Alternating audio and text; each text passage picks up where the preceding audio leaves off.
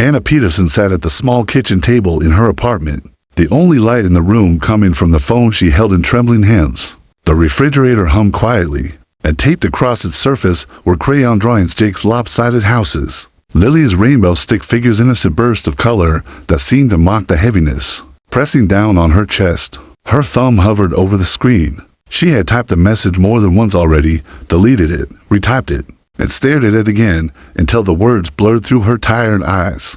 For 20 minutes she had sat there, whispering to herself that she wouldn't do it, that she could figure out something else, that she wouldn't sink to this again. But the image of the power company's letter on the counter kept flashing in her mind. Final notice. Friday disconnection. Winter was creeping closer each night, the cold already seeping through the thin walls. She had the small children who needed warmth, who needed light, who needed her to swallow her pride. At 29, Anna had imagined a very different life for herself. Instead, she was a part-time receptionist at a small medical clinic, working just enough hours to pay rent for their cramped two-bedroom uni. She clipped coupons, stretched meals, bought second-hand clothes, and told herself it was enough. But the truth was always waiting for her at the end of each month when the numbers didn't add up. Jake was 5 now, his curious mind craving books and puzzles she couldn't always afford. Lily was only 3, still clinging to stuffed animals and tugging at Anna's sleeve when she made spaghetti on repeat, because it was the cheapest meal she knew. They smiled through it. They hugged her when she cried in secret. But they deserved so much more than barely scraping by. Her marriage had ended 8 months ago, torn apart by David's drinking and broken promises. At first, she had hoped he might still be a father, that he might at least step up for the kids even if he had failed her. But each phone call had been another argument, each visit another disappointment. She hated the thought of asking him for anything, yet here she was again, desperate enough to try. She typed the words slowly, as if each letter cost her a piece of dignity. David, I know things are complicated between us, but the kids need help. I am behind on the electric bill, and they will shut off power Friday. Can you please help this time? I promise to pay you back. Anna. Her finger hovered one last time, her throat tightening. Then she pressed send before she could lose her nerve. The silence afterward felt unbearable. She set the phone down as if it might burn her hand, pressing her palms over her face. What had she done? Maybe he would ignore it. Maybe he would laugh. Maybe he would send back another cruel reminder that she had chosen this life when she left him. She braced herself for the sting of rejection. 20 minutes later, the phone rang. The number flashing on the screen wasn't his. It wasn't anyone she recognized. Her stomach lurched as she picked it up, her voice hesitant. Hello? A man's voice answered, calm but unfamiliar. Miss Peterson, this is Michael Hayes. I believe you sent me a message intended for someone else. But I think we need to talk about the kids you mentioned. For a moment Anna couldn't speak. Her breath caught in her throat, her pulse pounding in her ears. She replayed his words in her mind, certain she had misheard. Who was this man? How did he know her name? Why would a stranger care about her children? She whispered an apology, fumbling for words, but his voice returned, steady and kind. I don't think this was a mistake, he said softly. Sometimes the right message finds the right person. Anna sat frozen in her chair, her phone pressed tight to her ear, not yet realizing that a single misdeal had just shifted the entire course of her life. Anna didn't sleep that night. The stranger's voice lingered in her mind long after the call ended, haunting her like a melody she couldn't shake. She kept replaying the moment, his tone steady, almost too steady. His words deliberate. Sometimes the right message finds the right person. What did he mean? Why had he sounded so certain, as if her desperate mistake was somehow intentional? By morning, the anxiety had knotted itself into her stomach so tightly she could barely sip her coffee. She tried to bury herself in routine packing Jake's small backpack, coaxing Lily into her tiny pink coat, walking them down the steps of their apartment into the biting autumn air. She kissed their cheeks, promising them she'd be waiting after school, but her smile trembled. Even as she stood at the clinic front desk later that day, answering phones with practiced politeness, she felt distracted. Every ring made her glance too quickly, every shuffle of the clinic door made her heart race. She told herself she should block his number, forget about it, focus on the kids. But a strange part of her, the part that remembered how gently he'd said kids, couldn't. When she returned home, the apartment felt colder, the kind of chill that seeped under doors no matter how many blankets you piled on. Jake and Lily sprawled on the carpet with crayons, drawing rainbows and crooked houses. Anna busied herself making dinner box macaroni with the last bit of broccoli left in the fridge. But her nerves kept pulling her toward the window, as if she were waiting for something. When the knock finally came, sharp and sure against the wood, she froze. The children looked up. "Mama," Jake asked softly. She pressed a finger to her lips, her pulse hammering. Who would knock at this hour? David never came here unannounced. The landlord never bothered to visit. She tiptoed toward the door and peered through the peephole. Her breath caught. A man in his late 30s stood outside, tall and composed, dressed in a dark coat that looked far too expensive for this neighborhood. He wasn't alone. A woman with a warm but professional smile stood just behind him, holding a leather folder. They didn't look like debt collectors. They didn't look like social services. But they looked official enough to send panic crawling through her veins. She opened the door a few inches, chain still latched. "Yes." The man inclined his head politely. "Miss Peterson, I'm Michael Hayes. We spoke last night. And this is my assistant, Sarah." His voice was the same as on the phone, measured, calm. The kind of voice that gave nothing away. Anna's heart stuttered. You came here?" "Why, because you asked for help," he said simply. "And because children shouldn't be cold in the winter." Her cheeks burned with embarrassment. She fumbled for words. "Look, I made a mistake. That message wasn't for you. Please, just go." But he didn't move. He studied her with eyes that weren't pitying, but intent, as if he were searching for something in her expression. Sarah, the assistant, offered a small nod of reassurance. "Miss Peterson," Michael said quietly, "I didn't come here to judge you. I came because I believe sometimes mistakes lead us exactly where we need to be. May we come in for a few minutes?" Every instinct told Anna not to let strangers into her home, especially not well-dressed ones who spoke in riddles. Yet something in his tone made her hesitate.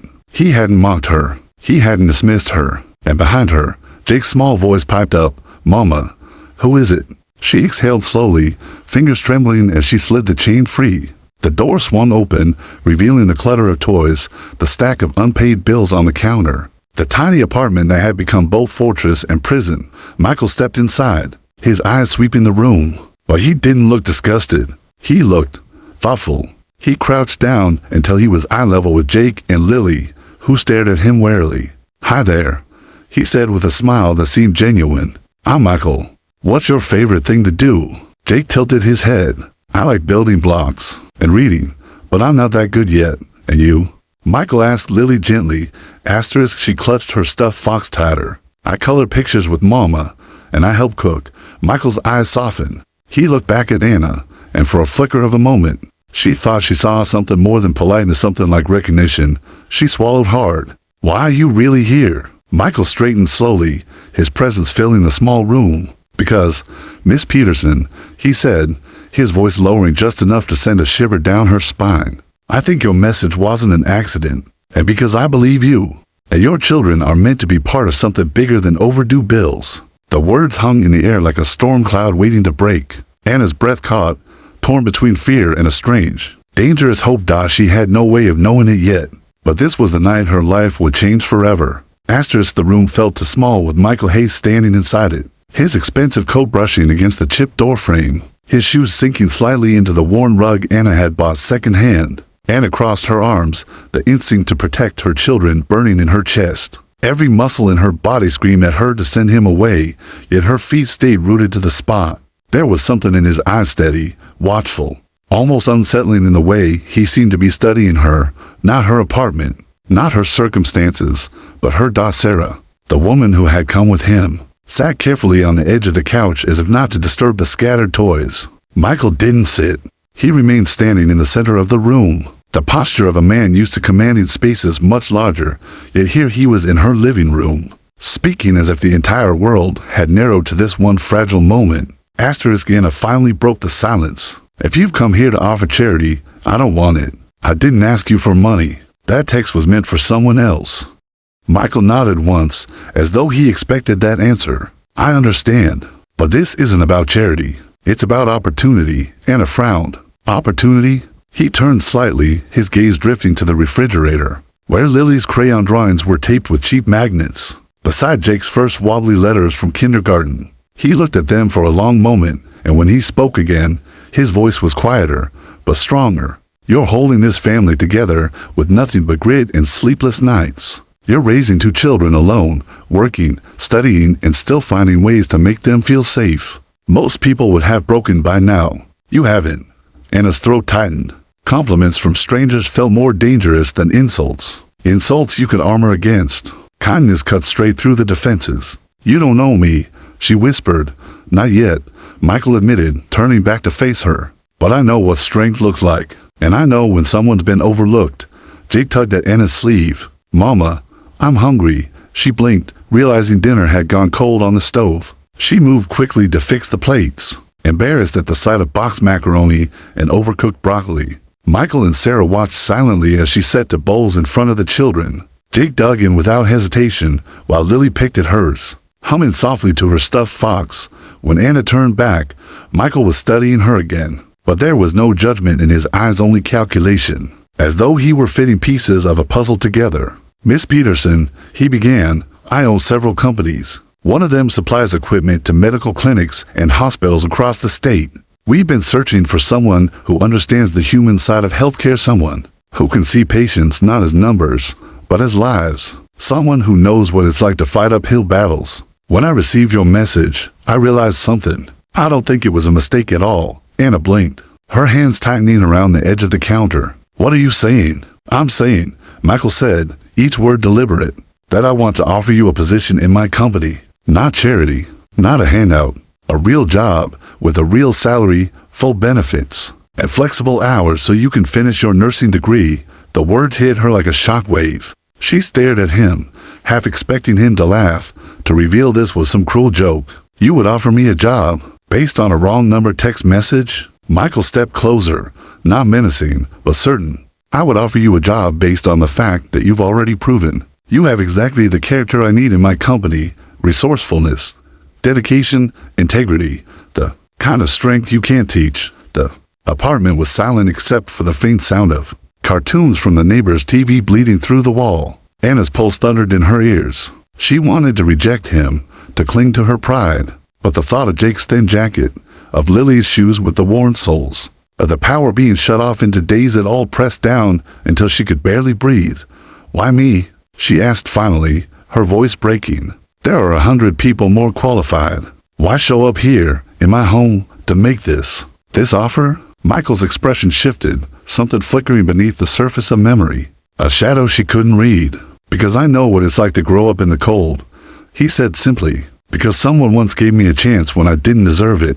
And because—" He paused, his eyes narrowing, as if weighing whether to speak further. "Because sometimes the universe delivers messages to the wrong number, when it wants to change the right life." Anna swallowed hard, torn between suspicion and a fragile, aching hope. She looked at her children, happily eating at the table, oblivious to the magnitude of what was unfolding. She looked back at the man who had appeared at her door like an answer she hadn't dared to pray for. And for the first time in months, she didn't feel entirely alone.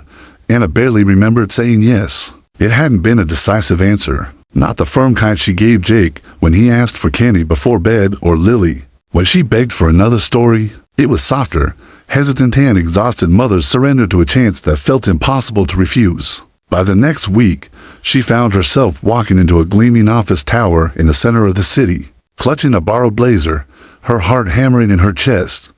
The building itself was intimidating, all glass and steel, reflecting the gray sky like a mirror. Inside, the lobby stretched upward, a cathedral of modern wealth. Marble floors, polished brass rails. A receptionist who looked like she had stepped out of a magazine. Anna wanted to turn back, but Michael's assistant, Sarah, was already waiting for her by the security desk. "First days are always nerve-wracking," Sarah said with a smile that felt reassuring. "But Mr. Hayes doesn't hire people unless he knows they can handle it." That line struck Anna as strange. He barely knew her. Why was he so sure? The first weeks passed in a blur. She wasn't given the kind of desk work she had expected. Instead, Michael placed her in meetings with hospital administrators, doctors and nurses, asking her to listen and take notes. At first, Anna thought it was a test, but soon she realized he genuinely wanted her perspective. She pointed out things others overlooked: the exhausted nurse who quietly mentioned that faulty supplies added an hour to her shift, the administrator who hesitated before approving a new contract, because the budget would cut patient transport. Anna saw both sides because she had lived both sides. Her comments, hesitant at first, began shaping decisions. At night, she returned home drained but not defeated. The overdue bills stopped piling up. The children noticed first. Jake came home waving a certificate he had moved up to reading levels. Lily squealed with delight when Anna brought home a new box of crayons, her little fingers smudging the pages with bright bursts of color. For the first time in months, Anna tucked them into bed without a knot of dread in her stomach. And yet, beneath the surface, something unsettled her. Michael was always watching, not in a predatory way, but with the focus of a man who saw farther than he let on. He rarely explained his choices. One day he asked her to draft a simple report. The next, she was speaking on behalf of the company in a conference call with the hospital board. When she protested that she wasn't qualified, he only said, "You understand what they need. That's more important than what your resume says." Still, there were whispers. A woman in the break room muttered, "She must be special." Coming out of nowhere and getting meetings with Hayes himself, another scoffed. Must be nice to catch the boss's eye, and it kept her head down. But the rumors wormed their way into her thoughts late at night. Why had he chosen her? Why this much trust, this fast? One evening, after a long day, she found herself in Michael's office. The city skyline glowed behind him, 1,000 lights piercing the dark. He gestured for her to sit, but instead she stood by the window, arms crossed, her reflection mingling with his in the glass. "Why me?" she asked suddenly. "Why give me this chance out of everyone you could have picked?" Michael didn't look surprised. He set down his pen and leaned back, his expression unreadable. "Because you remind me of someone I once knew. Someone who kept her family alive when the world wanted to crush her. She never gave up, even when it cost her everything." Anna's breath caught. "Who?" He was silent for a long time. Then, almost reluctantly, he said, "My mother."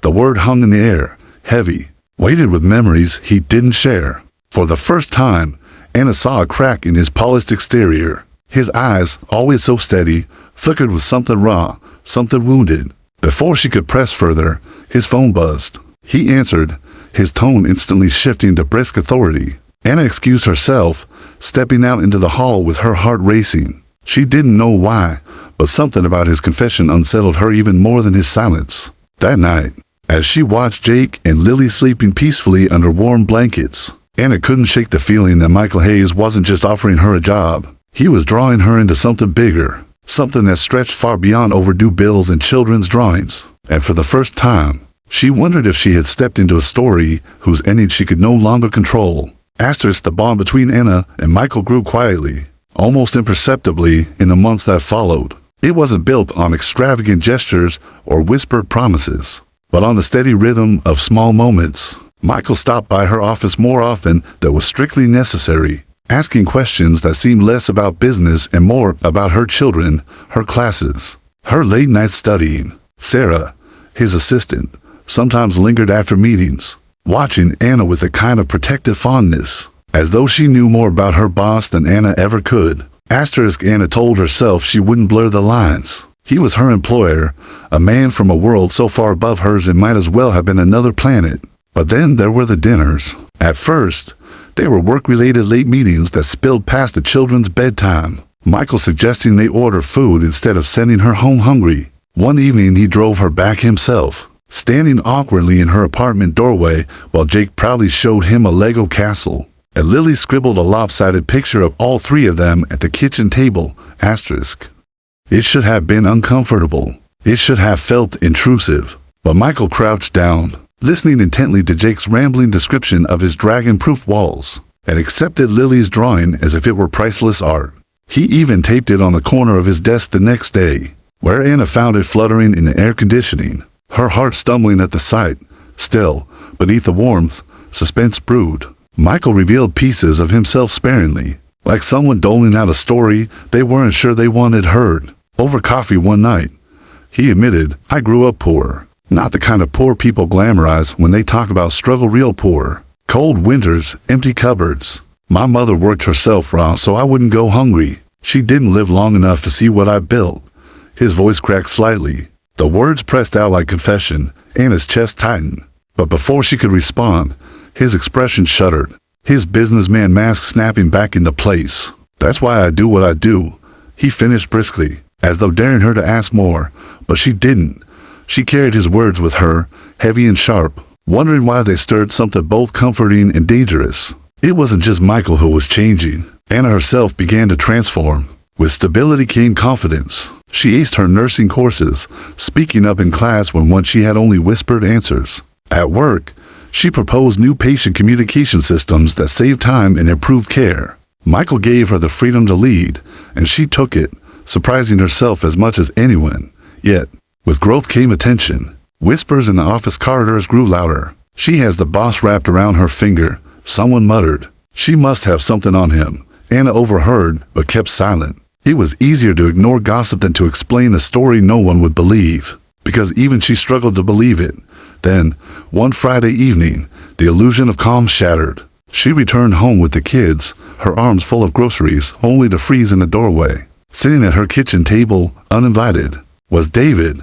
Her ex-husband looked worn, but familiar shaggy hair, eyes bloodshot, the faint smell of alcohol clinging to him. Jake shrank behind her leg. Lily clutched her stuffed fox and whimpered, "Anna," David said, his voice hoarse, but edged with false charm. "We need to talk." The old panic surged through her veins. She set the groceries down with trembling hands. "How did you get in here?" "Keith still works," he said with a shrug. "Figured I should see my kids. You can't keep them from me forever." Her voice hardened, though her knees wobbled. "You don't get to walk in here drunk and scare them. You don't get to play father when it suits you." David's expression soured. "So what? You've moved on. Found some rich guy to play daddy." "I've heard things, Anna. People talk. You think a man like Hayes just shows up for no reason?" Her heart seized. How did he know Michael's name? Why was David watching her? Before she could answer, a knock came at the door firm, deliberate. Jake's eyes widened. "Mama, it's him." Anna turned, her breath catching. Michael Hayes stood in the doorway, the evening sun behind him, casting his tall figure in sharp light. His gaze swept the scene, the groceries abandoned, the children pressed against their mother. David slouched with a mocking grin. For a moment, silence roared in the room, heavy with unspoken tension. Michael didn't raise his voice. He didn't posture or threaten, but the authority in his tone sliced the air. "You need to leave, now," David sneered. "And who are you to tell me what to do in my family's house?" Michael stepped inside, his eyes never leaving David. "I'm the man who won't let you break them again." The words struck like thunder, echoing with a finality that made even Anna's knees buckle. Suspense thrummed like an electric current, because in that moment she realized something. Michael wasn't just offering them a better life. He was stepping into a role David had long abandoned. And if David chose to fight, the storm that followed might destroy them all. David didn't leave easily. His laugh echoed bitterly through the cramped apartment. The sound of a man who had already lost everything and yet refused to admit it. "You think you can replace me with this guy?" He spat, gesturing at Michael with a shaky hand. "A millionaire walks in here with his fancy coat, and suddenly you forget who I am. These are my kids, Anna. Mine." Anna's hands trembled, but her voice was steady. "No, David, they're our kids, and you gave up the right to call yourself their father the moment you chose the bottle over them." Michael stood silent, his presence filling the room like a storm waiting to break. He hadn't moved closer, hadn't raised his voice, but the air around him thrummed with restrained power. Anna could feel it, the way Jake's small fingers gripped tighter at her sleeve, the way Lily tucked her face into her stuffed fox. "Get out," she said firmly. Her eyes locked on David's. For a flicker of a moment, her ex-husband looked stunned. He wasn't used to this version of Anna, the one who no longer cowered under his anger, the one who stood tall in front of their children.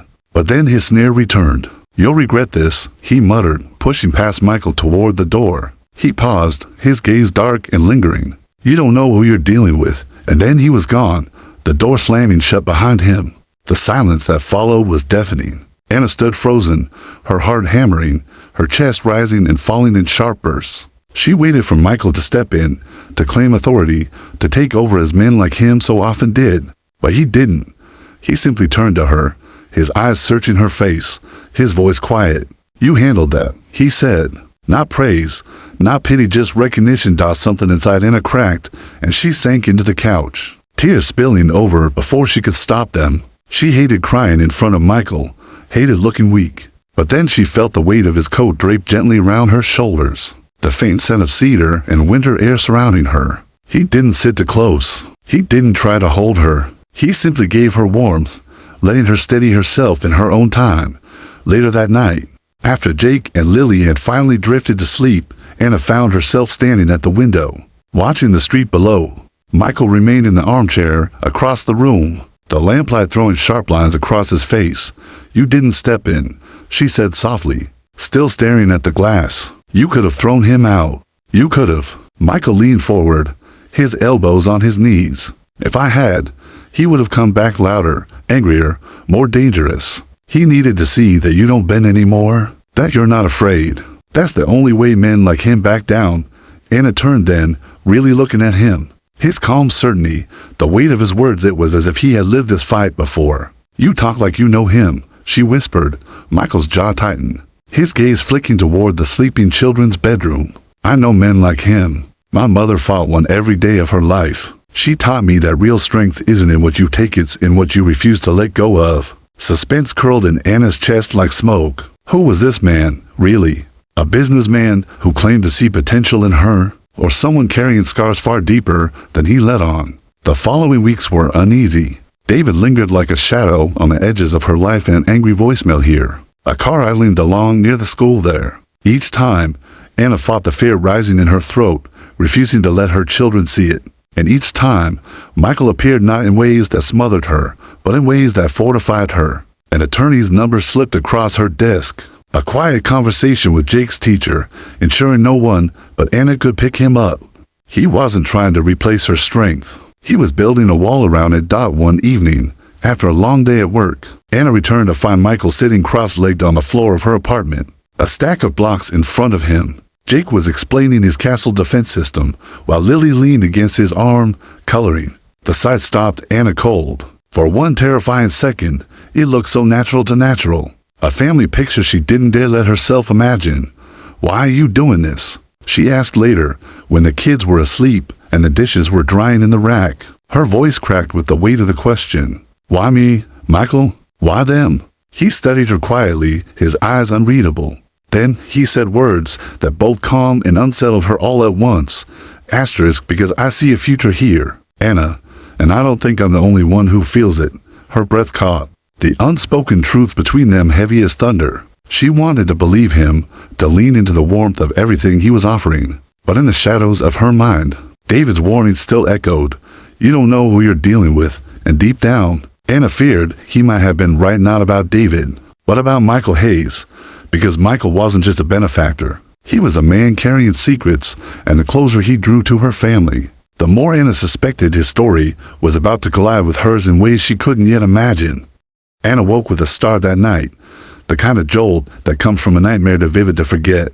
But it wasn't the nightmare that unsettled her. It was the sound, the low murmur of voices outside her window, carried by the chill wind. She crept to the curtain and pulled it back a fraction. A figure leaned against a car under the flickering streetlight. She didn't need a closer look to know who it was. David. Her heart stuttered. He hadn't given up. He was circling, waiting, like a storm crouching just beyond the horizon. She considered calling the police, but bitter experience told her they would do little until he actually broke something or someone. She clutched her robe tighter around her shoulders, her breath clouding the glass behind her. The floorboard creaked. She turned, startled, to find Michael in the doorway. He wasn't in his usual press suit. He looked almost ordinary in a dark sweater, his hair mussed from sleep. Yet his eyes were sharp, already knowing.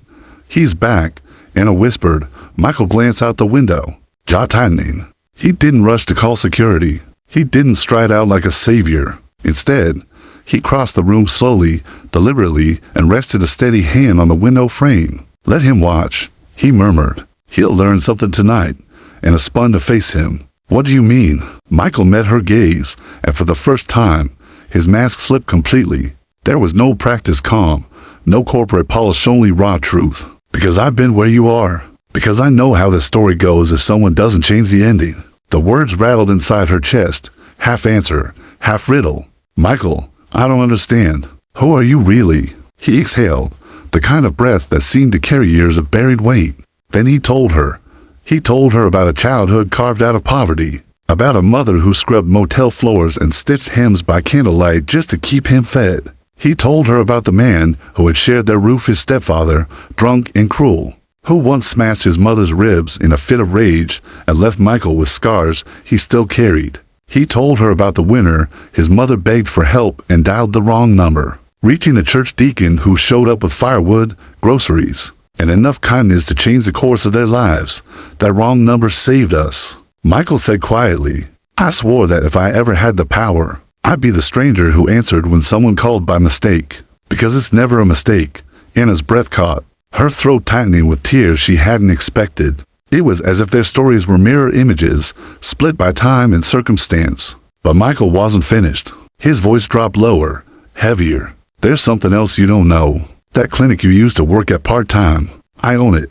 I've owned it for 5 years. I've read your name on payroll reports. I knew you existed long before your message came. But when I saw your text that night, I realized the universe had put your name in front of me twice, and I couldn't ignore it anymore."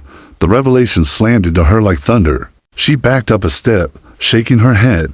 "You knew. All this time, you knew about me?" "I didn't know you," he said, moving closer, his voice urgent. "Not until I saw the way you fought for your kids, the way you kept standing no matter what. I didn't step in to save you, Anna. I stepped in because you've already saved yourself 100 times, and I couldn't stand by and let the world keep grinding you down." The room went quiet except for the soft hum of the heater and the faint sound of Lily turning in her sleep. Anna's tears spilled freely now, but they weren't only from shock. They were from the aching recognition that Michael hadn't seen her as charity or pity. He had seen her strength and matched it with his own. Outside, David's shadow shifted. But this time Anna didn't flinch. She walked to the window, lifted the curtain fully, and stared down at him. Michael stood beside her, a silent pillar of resolve. David's sneer faltered under her gaze. The woman he had once broken now standing unyielding with someone at her side, who understood exactly what it meant to fight. After a long, tense moment, David climbed into his car and drove away, swallowed by the night. Anna turned back, her chest heaving. Michael's hand brushed hers, hesitant, respectful, but steady. "I can't erase what you've endured," he said softly, "but I can promise you this. You'll never face it alone again. Not if you don't want to, and for the first time since the divorce. Since the nights of hunger and fear and overdue bills." Anna felt something bloom in her chest she thought she had lost forever. Hope. Jake stirred in the bedroom, mumbling in his sleep. Lily clutched her fox tighter. Anna looked at her children, then back at the man who had entered her life through a wrong number and a knock at her door. And she realized the shocking truth wasn't that Michael Hayes had chosen them. It was that somehow, against all odds, the universe had chosen all of them. Their lives had collided not by mistake, but by design, and nothing would ever be the same again.